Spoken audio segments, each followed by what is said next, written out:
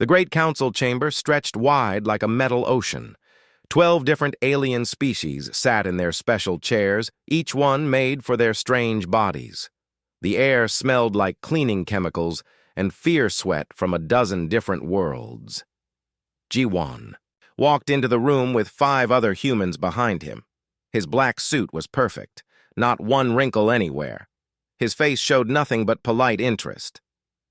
The aliens watched him like cats watching a mouse that didn't know it was being hunted. "Honored representatives," Ji-won said with a small bow. His voice was calm and respectful. "We thank you for this chance to speak with the Galactic Council." Behind him, Kyung stood perfectly still. His military uniform had no decorations, but his eyes moved constantly. He watched every alien, every door, every shadow. His hand stayed close to the small device on his belt. Do-yun carried a thick folder of papers. He smiled at the aliens like he was meeting new friends at a party. When the tall blue Trilaxian made a joke about human paper waste, Do-yun laughed and said, "Old habits from Earth. We like to touch things we can trust." The council chairman was a creature called Vextar. His skin looked like wet leather and his 4 eyes blinked at different times. He sat in a chair that floated 3 feet off the ground. When he spoke, his voice sounded like rocks grinding together. "Welcome, young humans," Vextar said.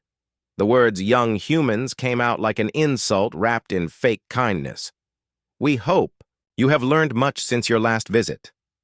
"We always learn," Ji-won replied. He pulled out a chair and sat down slowly. "Learning is what humans do best." Around the circle, the other aliens made small sounds. Some laughed.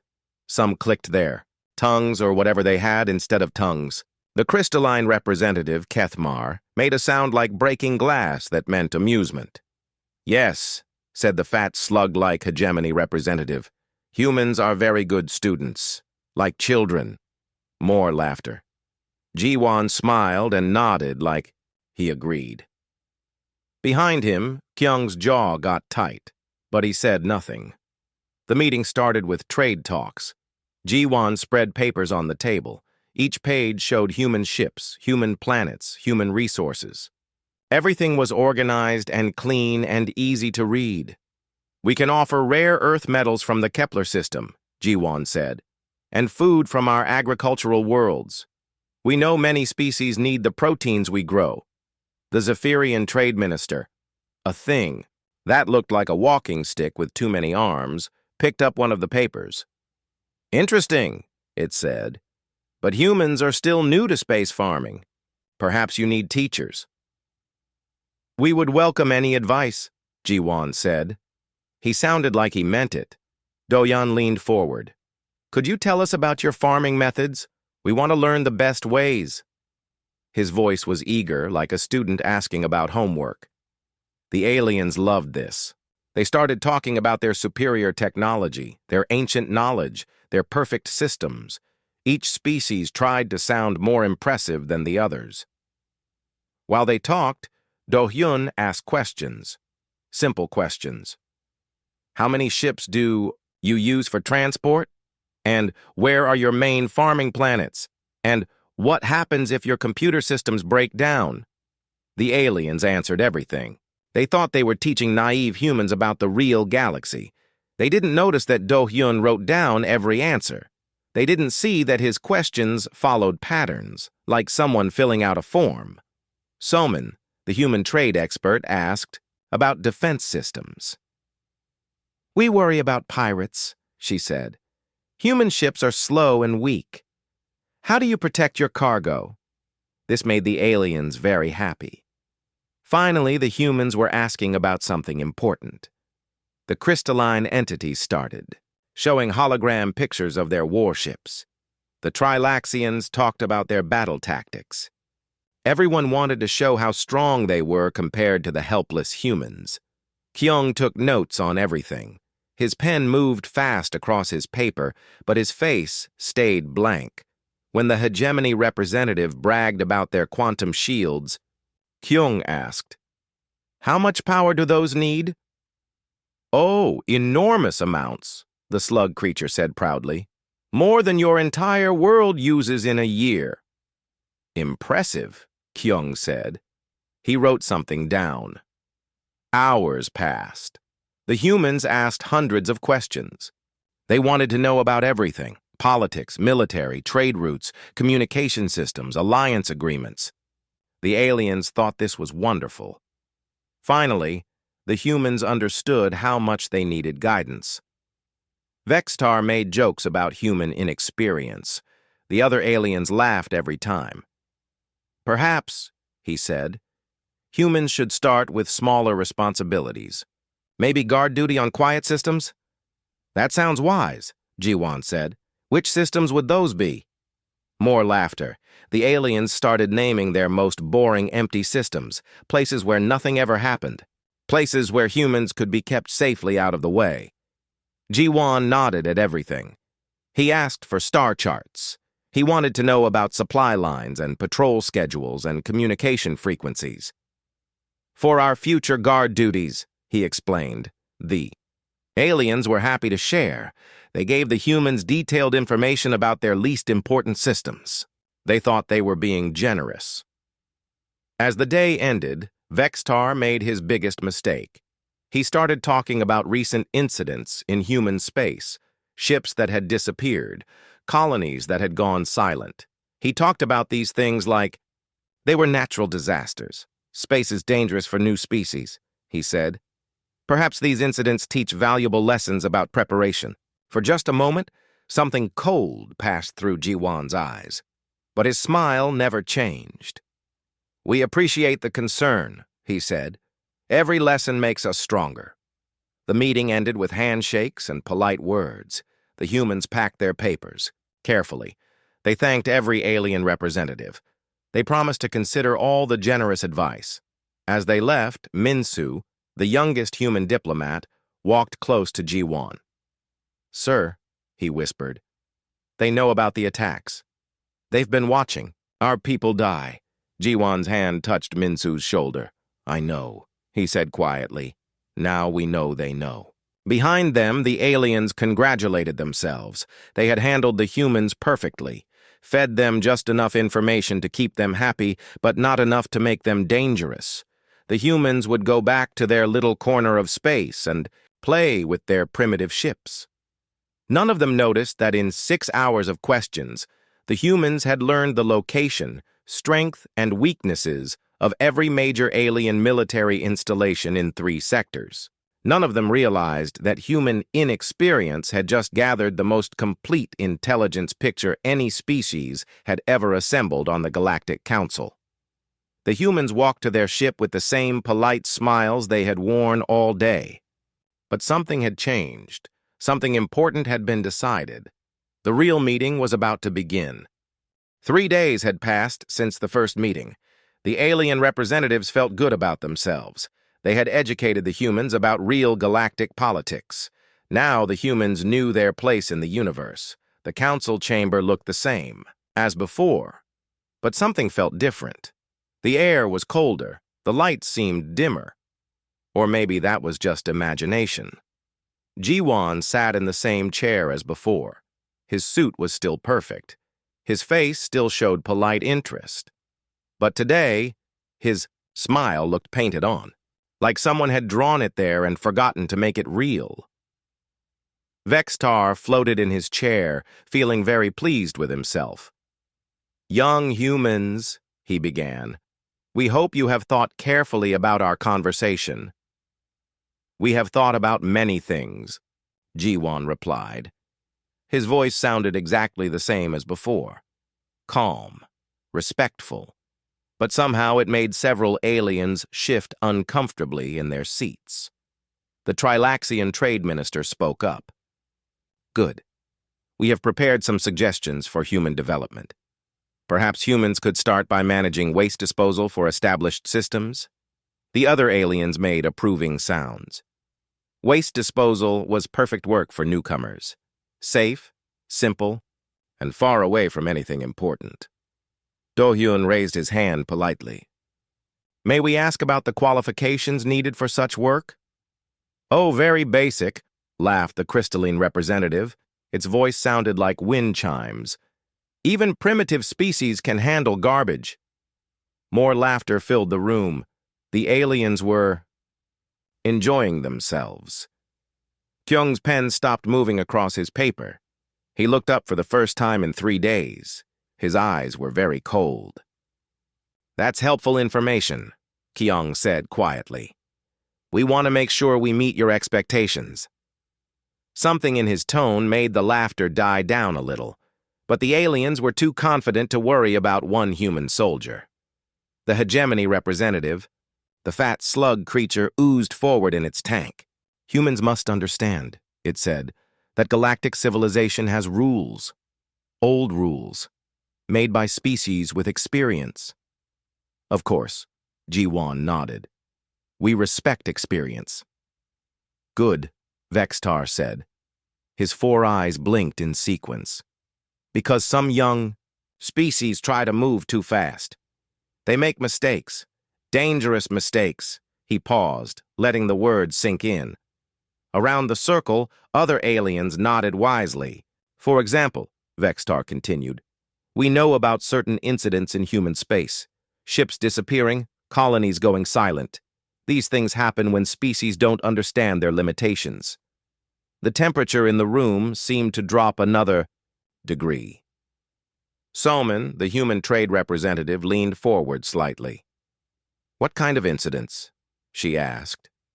Vextar made a sound like grinding metal. It might have been laughter. "The Kepler convoy, for instance. 12 ships gone in one day." Very tragic, agreed the Trilaxian, "but educational. Humans learned something about proper escort procedures." "And the Vega colony," added another alien. 2,000 settlers.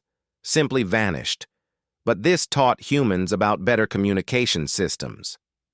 Around the table, aliens nodded and made sympathetic sounds. They were talking about mass murder like it was a training exercise. Minsu, the young human diplomat, started to stand up. His face was red with anger, but Ji-Won's hand touched his arm, and he sat back down. "These incidents," Ji-Won said carefully, "happened in human space?" "Oh yes," Vextar said, "but space belongs to everyone. Borders are just suggestions for experienced species." The alien laughter was quieter now. Some of them were starting to notice that the humans weren't laughing along, but they were too proud to worry about hurt feelings. "Perhaps," said the crystalline entity, "humans need supervisors. Species with more experience could watch over human systems, for safety." "Supervision?" Ji-Won repeated. The word came out flat and empty. "Yes," Vextar said. "The Council has discussed this. Human space is too dangerous for humans to manage alone. We would provide guidance." "Protection services," added the hegemony slug. "For a reasonable fee, of course." More nods around the circle. The aliens had planned this. They wanted to divide human space among themselves. They thought the humans would be grateful for the offer. Do-Yun closed his folder of papers. The sound was very loud in the quiet room. "May we have a short break?" he asked. "To discuss this. Generous offer?" "Of course," Vextar said. He sounded like a teacher giving children time to think about their punishment. "Take all the time you need." The humans stood up together. They moved like soldiers all at the same time. They walked out of the chamber without saying another word. The aliens watched them go. Some felt pleased with themselves. Others felt vaguely uneasy, but couldn't say why. Outside the chamber, the humans walked down a long hallway. The ceiling was high and covered with strange symbols. Their footsteps echoed in the empty space. The aliens had listening devices everywhere, so they could hear fragments of the human conversation. "Authorization?" Ji-Won's voice very quiet. "Confirmed," Kyung replied. "Doctrine 7 is active." "Time frame?" 18 minutes for full deployment. "Acceptable. Do-Hyun, send the message." Do-Hyun pulled out a small device. He pressed several buttons in a complex pattern. The device made one soft beep. then went silent. The aliens listening to this conversation were confused. It sounded like military talk, but that was impossible. Humans didn't have a real military. Everyone knew that. When the humans returned to the chamber, they looked different. Not much different. They still wore the same clothes. They still sat in the same chairs. But something had changed. Jiwon's smile was gone. His face was blank and calm, like a statue. Kyung sat perfectly straight, his hands folded on the table. Do-hyun had put away his friendly expression and looked like a different person entirely. "We have considered your offer," Jiwon said. His voice was still polite, but it sounded wrong, like a recording of politeness instead of the real thing. "Excellent," Vextar said, but he sounded less sure than before. Soman opened a new folder. Inside were different papers, clean white sheets covered with numbers and diagrams. "We have some questions about the supervision proposal," she said. Her voice was different too, still respectful but with sharp edges hidden underneath. "Questions?" the Trilaxian asked. "Yes," Soman said. She pulled out the first sheet of paper. "We would like to know the exact locations of the supervisory forces you plan to deploy." The aliens exchanged glances. This was not the grateful acceptance they had expected. "And the command structure," Kyung added. He was looking directly at Vextar now. "Who gives orders to these supervisors?" "And the legal framework," Do-hyun said. "Under what galactic law would this supervision operate?" The questions came faster now. Each human asked something different, but all the questions had the same feeling. They were not the questions of students asking teachers. They were the questions of investigators interviewing suspects. The aliens started to feel uncomfortable. The humans were supposed to be grateful. They were supposed to accept guidance from their betters. This felt wrong. Hyuk, the human information specialist who had been silent for 3 days, finally spoke. "We also have some information to share," he said. He activated a holographic projector. Images appeared in the air above the table. Ship, designs, star charts, communication frequencies. The aliens recognized some of the information. It was their own classified military data. "How did you—" the crystalline entity began. "We've been very good students," Hyok said. His voice was soft and dangerous. "We learned everything you taught us." The room went completely silent. The aliens stared at the holograms floating in the air. Information that should have been impossible for humans to obtain was displayed casually, like a weather report. Jiwon looked around the circle of alien faces. His expression hadn't changed, but his eyes were different now. Colder, older, like he had aged 10 years in 10 minutes. "The supervision offer is interesting," he said, "but we have a counter-proposal." He paused. The silence stretched out like a blade. "You will leave human space immediately. You will never return without permission, and you will explain exactly how the Kepler convoy and Vega colony were destroyed." The aliens sat frozen. This was not how the conversation was supposed to go. "Because," Jiwon continued in the same calm voice, "we already know the answers. We just want to hear you say them." The polite mask was gone. The humans had stopped pretending, and the aliens were beginning to understand that they had made a terrible mistake. The silence in the chamber was so complete that the aliens could hear their own breathing, those that breathed, anyway.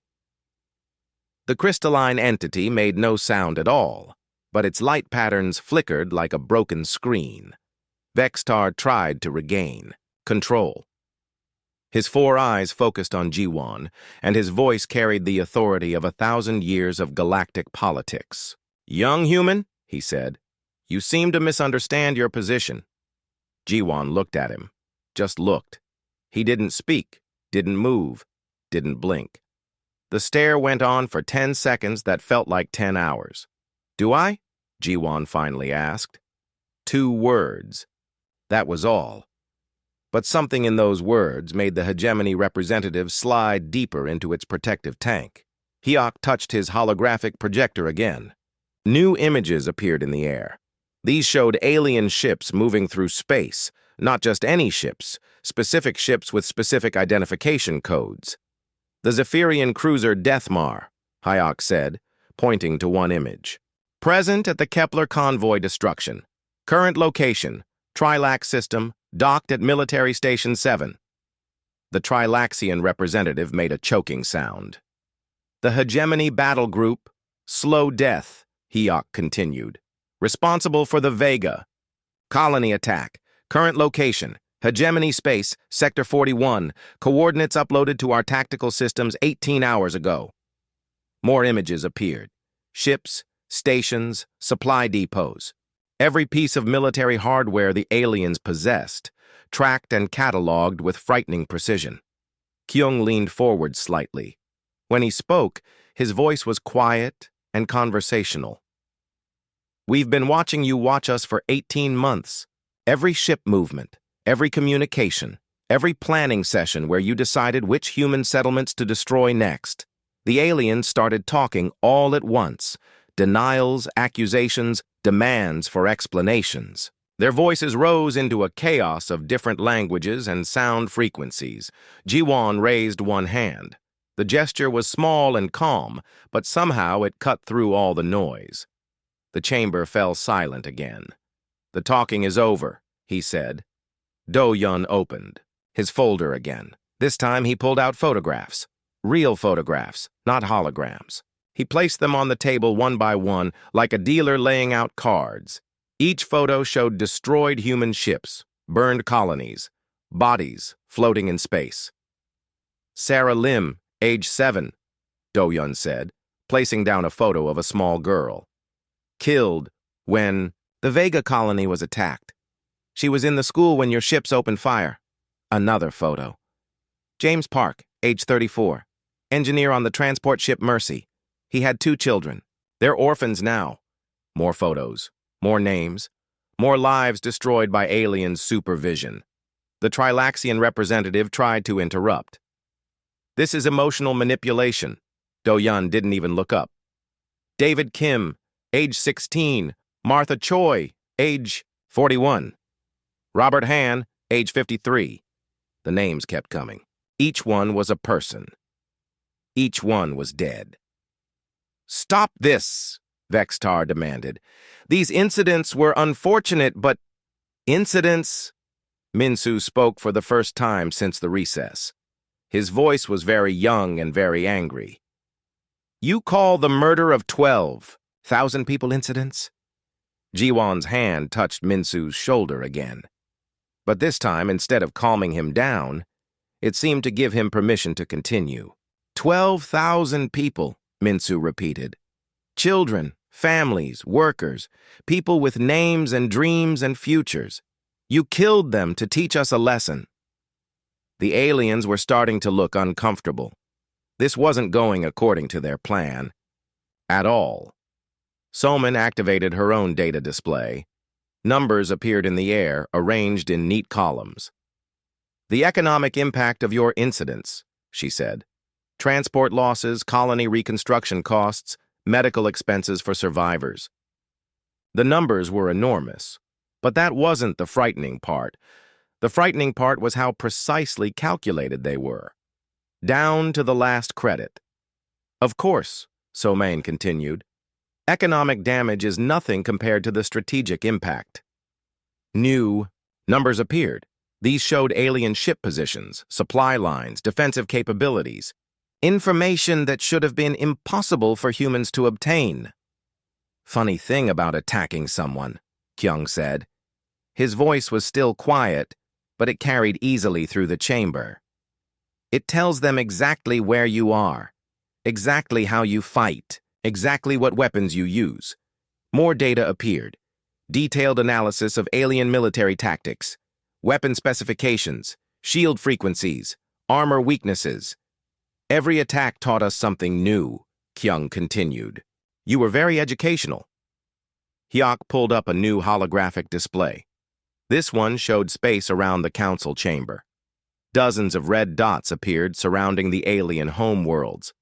Human fleet positions as of 6 hours ago, he said casually. Updated every 30 minutes.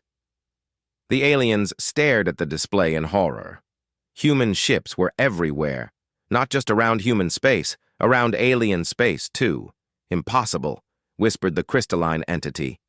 Our sensors would have detected... Your sensors, interrupted Tae-hyun, the human strategic analyst who hadn't spoken before, are designed to detect ships that want to be detected. He touched his own control pad. The red dots on the display multiplied. Hundreds of them! Thousands! Stealth technology is very useful, Tae-hyun said. We learned it by studying the ships that attacked us. Thank you for the demonstration. Vextar's 4 eyes were blinking rapidly. This is impossible. Humans don't have this kind of capability. Ji-won stood up slowly. When he was fully upright, he looked down at the floating alien with an expression of complete calm. 3 years ago, he said, you were right. We didn't have this capability. But 3 years is a long time when you're properly motivated. He walked around the table. His footsteps echoed in the silent chamber. Each alien representative shrank back as he passed. You taught us that the galaxy was dangerous, Ji-won continued. You taught us that only the strong survive. You taught us that politeness is weakness and cooperation is foolishness. He stopped directly in front of Vextar's floating chair. Thank you for the education. We are very good students. Yoon Seo, the human psychological operations specialist, activated her own display. This one showed detailed psychological profiles of every alien species present. The Zephyrians respond to displays of superior force, she read from her notes. The Trilaxians can be controlled through economic pressure. The hegemony collapses when their supply lines are cut. Each alien representative felt a chill as their species' weaknesses were read out loud like a shopping list. The crystalline entities have 17 critical processing nodes, Yoon Seo continued. Nodes 7, 21, and 38 are single points of failure for their entire network. The crystalline entity's light patterns shifted to deep red. It was the color of extreme fear. How do you know this? It asked. Yoon Seo smiled. It was not a nice smile. You told us, 3 days ago, in this room. You were very proud of your advanced technology. The aliens began to understand the true scope of their mistake. Every question the humans had asked, every piece of information they had gladly shared, every boast about their superior capabilities, it had all been carefully recorded and analyzed. Minho, the human fleet coordinator, stood up and walked to the chamber's main display screen. He input a command, and the screen showed a real-time tactical overview of local space. Human ships were everywhere, not attacking, not threatening, just there, watching, waiting. The politeness was professional. Courtesy, Sunwoo said. He was the human security chief, and he had been silent for 3 days. Now he spoke with the authority of someone who had seen too much death. It has been revoked. The words hung in the air like a death sentence. The aliens realized that everything they thought they knew about humanity was wrong. The eager students were actually teachers. The weak newcomers were actually apex predators, and they had been studying their prey for 3 years. Ji-won returned to his seat. He sat down with the same careful precision as always. But when he looked around the circle of alien faces, his expression was completely different. Shall we discuss the new terms? He asked politely. But the politeness was gone. In its place was something far more dangerous. Human patience that had finally run out. The council chamber had become a tomb. Not because anyone was dead, yet, but because the aliens were beginning to understand what death looked like when it wore a human face. Tae-hyun activated the main tactical display. The three-dimensional Image that appeared above the table was so detailed that individual ships could be identified by their hull markings. Every alien military asset in known space hung in the air like toys in a child's room. Current galactic military status, Taehyun announced. His voice had the same tone a weather reporter might use to discuss morning fog. Updated 17 minutes ago, the display zoomed in on the Zephyrian home system. 17 defensive platforms orbited the planet in a perfect defensive grid. Each platform was the size of a city and armed with weapons that could crack moons. Platform 4, Taehyun said, highlighting one of the structures. Power relay junction exposed on the lower hemisphere. A focused gravimetric pulse would cause a cascade failure in the entire defensive network. The Zephyrian representative made a sound like grinding gears. That information is classified at the highest levels. Platform 9, Taehyun continued, ignoring the interruption. Shield generators operate on a rotating frequency. The rotation follows a predictable pattern with a 43-second vulnerability window every 12 minutes. More information poured out. Technical specifications that had taken the Zephyrians centuries to develop were displayed casually, like entries in a phone book. Secrets that had been protected by the deaths of thousands of agents were shared with the same enthusiasm as a recipe for bread. Platform 13, Taehyun said. Ammunition storage is directly connected to the main reactor. One penetrating hit would destroy not just the platform, but everything within 50,000 kilometers. The Zephyrian tried to speak again, but no words came out. The display shifted to crystalline space. The entities that called themselves a collective had 43 processing nodes scattered across their territory. Each node was a massive computer, complex that handled part of their shared consciousness. Node 7, Taehyun continued in the same conversational tone. Single quantum processor handles all internode communication. Destroy it, and the eastern 17 nodes are cut off from the collective. The crystalline entity's light patterns began flashing rapidly. In its species, this was equivalent to hyperventilation. Node 21 processes all military commands. Node 38 handles resource allocation. Remove any one of these, and the collective becomes a collection of confused individuals. The entity managed to speak. Its voice sounded like breaking crystal. This knowledge, it would take decades to acquire. 18 months, Hayek corrected. We're fast learners. The display moved to hegemony space. The slug-like creatures had built their empire on the principle that bigger was always better. Their ships were enormous, their stations were vast, and their egos were infinite. The hegemony maintains 17 major shipyards, Taehyun said. Each yard produces approximately 40 ships per standard cycle. Images appeared showing the massive construction facilities. From space, they looked like mechanical flowers blooming in the darkness. Yard 7 uses automated systems for all. Hull welding. A software virus introduced into the control systems would cause every ship under construction to develop fatal stress fractures. The hegemony representative tried to slide deeper into its tank, but there was nowhere to hide. Yard 11 stores antimatter fuel in underground chambers. The storage containment relies on a single backup power system. Yard 15 processes raw materials from asteroid mining operations. The refining systems operate at 98% capacity. Any disruption would cause a backlog that would shut down production for years. Each revelation was delivered with the same calm precision. The humans weren't boasting or threatening.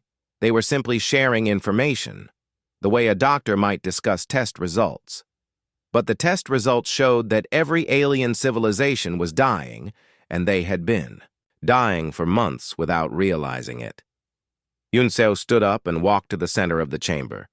She carried a small device that projected a holographic image of each alien representative. Psychological profiles, she announced, compiled from direct observation and cultural analysis. The image of Vextar appeared first. It showed not just his physical form, but detailed information about his personality, his fears, his motivations. Subject exhibits classic authoritarian behavioral patterns, Yunseo read from her notes. Responds positively to displays of submission, negatively to challenges to authority. Psychological breaking point can be achieved through systematic demonstration of powerlessness. Vextar's 4 eyes were blinking so rapidly they looked like strobe lights.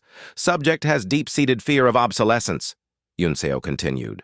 This fear can be exploited by presenting him with evidence that his species is no longer relevant to galactic politics. The hologram shifted to show the Trilaxian representative.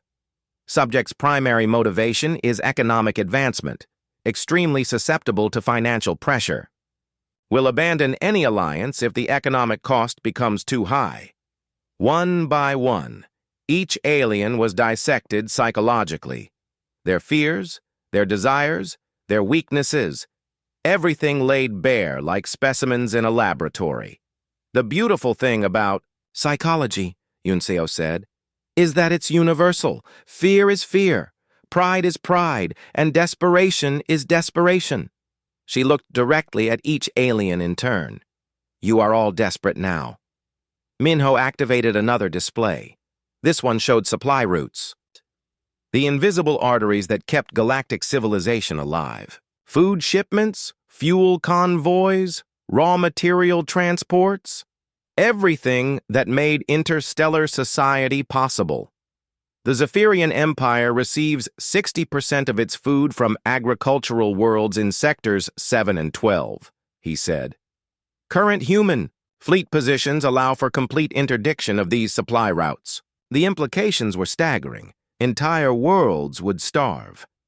The crystalline collective requires rare elements for their processing nodes. These elements come from mining operations in 3 systems. All 3 systems are currently within range of human interdiction fleets. The entity's lights were now flashing in pure panic patterns. The hegemony imports energy cells from 14 different suppliers. Cut off these imports, and their entire infrastructure will begin shutting down within 48 standard hours. Each alien representative was staring at the displays with growing horror. The humans had not just identified their military weaknesses. They had found the economic and social pressure points that would bring down entire civilizations without firing a shot. Junho, the cultural attaché who had spent weeks asking innocent questions about alien customs, stepped forward. The most interesting part of our research, he said, was learning how each of your species reacts to different types of stress. He activated his own display. This one showed detailed cultural analyses. Zephyrians become increasingly authoritarian. When threatened, they will turn on their own population before admitting weakness to outsiders. Vextar's skin was changing color, becoming darker and more mottled. Trilaxians abandon ship at the first sign of economic difficulty. Their entire society will collapse if their trade networks are disrupted for more than a few weeks. Hegemony. Slugs retreat into protective isolation when faced with superior force. They will seal their borders and abandon their allies without hesitation. Each analysis was precise, detailed, and absolutely devastating. The humans had not just learned how to destroy their enemies, they had learned how to make their enemies destroy themselves. Eugene, the xenobiologist, made her first contribution to the conversation. The research phase is now complete, she said quietly. We understand exactly how each of your species functions, what you need to survive, and what you will do when survival is threatened. She paused, looking around the circle of alien faces. The question now is whether you want to find out if our theories are correct. The silence that followed was absolute. The aliens sat frozen, staring at the humans who had spent 3 years pretending to be harmless students while actually conducting the most comprehensive intelligence operation in galactic history. Jiwan stood up slowly. When he spoke, his voice carried the weight of 12,000 dead humans and the patience of a species that had finally decided to stop being patient. You have 30 seconds to decide, he said, whether you want to negotiate or demonstrate. The countdown had begun. 30 seconds felt like 30 years. The aliens sat frozen in their chairs, staring at the human who had just offered them a choice between surrender and annihilation. Some tried to speak, others tried to move. All of them failed. Time, Ji-Wan said quietly. Vextar found his voice first. "This is madness," he said, but the words came out weak and shaky. "The Council will never submit to threats from a primitive species." Ji-Wan nodded thoughtfully. "I understand your position. Minho?" The human fleet coordinator touched his control pad. Every display in the chamber changed at once. Real-time tactical updates flooded the screens. Human warships were moving all across known space, taking positions around alien worlds like chess pieces claiming squares. "Fleet deployment complete," Minho reported. "All primary targets are now within engagement range." The Trilaxian representative started making high-pitched clicking sounds. In its species, this was equivalent to screaming. "Please understand," Ji-Wan continued in the same calm voice. "This is not a threat. Threats are promises of future action. This is a current fact. Human warships are currently in position around every major alien world. They have been in position for weeks." The words hit the chamber like physical blows. The aliens had been surrounded, and hadn't even known it. "Impossible!" the hegemony slug gasped from its tank. "Our sensors—" "Your sensors detect ships that want to be detected," Kyung interrupted. "Our ships have not wanted to be detected." Taehyun activated a new display showing ship specifications. The vessels that appeared were unlike anything the aliens had seen before. Sleek, angular, and completely without identification markings. "Human warships are designed for stealth insertion and precision strikes," Taehyun explained. "They carry no crews." "No crews?" the crystalline entity asked. "Artificial intelligence systems," Hayek answered. "We learned AI design by studying crystalline collective protocols. Thank you for the educational materials." The entity's lights flickered in what could only be described as electronic panic. "Each ship carries enough firepower to destroy a planetary defense grid," Taehyun continued. "They are also equipped with specialized weapons designed specifically for each target species." New images appeared. Weapons that looked like they had been designed by nightmares. Gravimetric pulse generators for Zephyrian platforms. Quantum. Disruption fields for crystalline processing nodes. Antimatter containment breakers for hegemony fuel storage. Each weapon had been designed to exploit the specific weaknesses the humans had discovered. There was no defense against an attack that had been planned in perfect detail. Sunwoo, the security chief, spoke for the second time. "The polite fiction that you could protect yourselves from us if necessary dies today. It was always a fiction. We let you believe it because we preferred cooperation to conquest." The words were delivered without emotion, like a scientist recording experimental results. "But cooperation requires mutual respect," Sunwoo continued. "You taught us that respect is impossible between our species." Vextar tried one last desperate bluff. "The Council represents dozens of civilizations. Even if you could defeat us, the cost would be enormous. Your own species would be crippled by the effort." Ji-Wan smiled. It was the first genuine emotion he had shown in hours, and it was terrifying. "Cost analysis was completed 18 months ago," he said. "Total expected human casualties for complete galactic conquest, fewer than 50,000 military personnel. The pay number hung in the air like a death sentence. 50,000 humans to conquer the galaxy. The aliens had killed 12,000 in their educational attacks. You see," Ji-Wan continued, "we don't need to fight you. We just need to turn off your life support." Soman activated the economic warfare display. Supply route maps appeared, showing the flow of resources that kept alien civilizations alive. "Food shipments to Zephyrian worlds stop in 4 hours," she announced. "Fuel deliveries to hegemony stations stop in 6 hours. Rare element shipments to crystalline nodes stop in 12 hours. Within 2 weeks, your civilizations will begin collapsing from internal pressure. Within a month, your populations will be rioting for basic necessities. Within 2 months, your governments will fall. And we won't fire a single shot. The aliens finally understood. The humans hadn't just learned how to destroy them, they had learned how to make them destroy themselves. Do-hyun opened his folder one last time. Inside were new documents, clean and official-looking. The terms are simple, he said, placing the papers on the table. Complete withdrawal from human space, immediate cessation of all hostile activities, reparations for damages caused by your educational attacks. He placed another document. Full disclosure of all military assets and capabilities. Permanent human observers on your home worlds. Acceptance of human authority in all matters of galactic security. More papers appeared, each one stripped away another layer of alien independence. And finally, Do-hyun said, placing the last document on the table, public acknowledgement that the attacks on human settlements were acts of terrorism committed by the current council leadership. The demands were total, unconditional surrender, disguised as a negotiated settlement. Vexitar's voice was barely a whisper. You cannot be serious. We are completely serious, Ji-won replied. You taught us to be serious. You taught us that only force matters in galactic politics. You taught us that the strong do whatever they want to the weak. He leaned forward in his chair. Congratulations. We learned.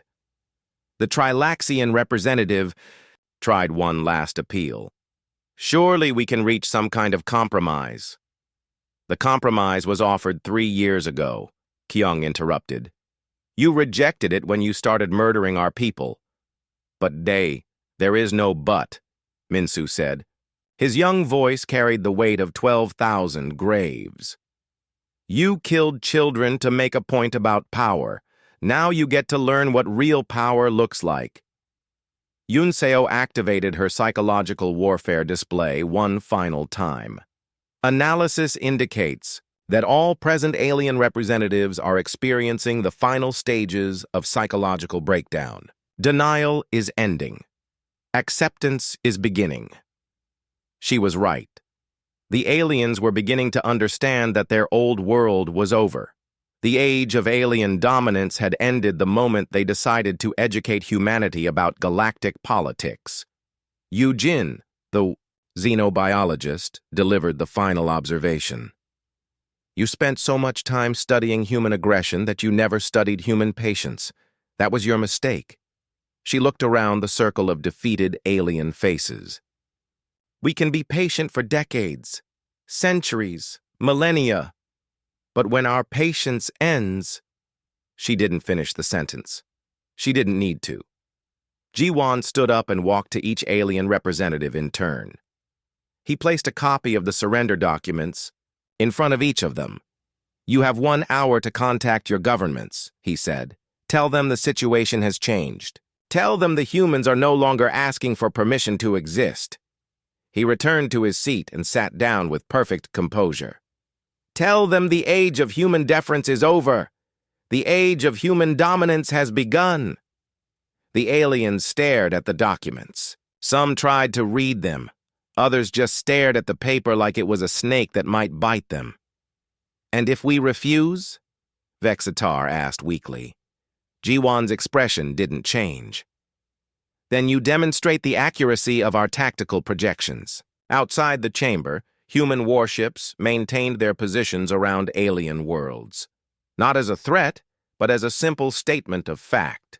The galaxy had new management. The humans sat patiently, waiting for signatures on documents that would formalize what had already happened.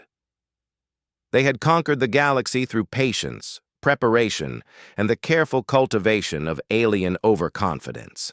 The Council had wanted to teach humanity about galactic politics. They had succeeded beyond their wildest nightmares. The humans had been very good students indeed, and class was now in session.